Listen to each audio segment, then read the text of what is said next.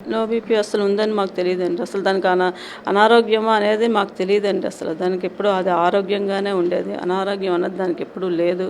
ఆ అబ్బాయి low BP అని ఎలా చేస్తున్నాడో నాకు అది కూడా అర్థం కావట్లేదండి. మాకు సోమవారం పొద్దున్న చేశాడండి. 8 గంటలకల్లా ఫోన్ వచ్చింది.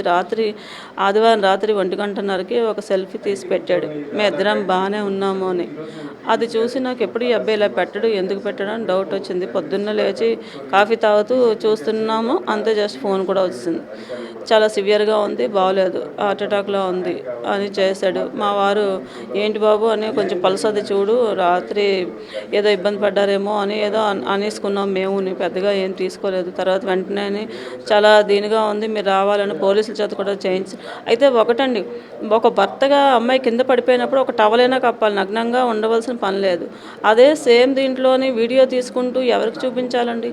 ఆ అబ్బాయి మేము ఏదైనా మాట్లాడితే వీడియోలో మాట్లాడుకుంటున్నప్పుడు అది రికార్డ్ చేయడం.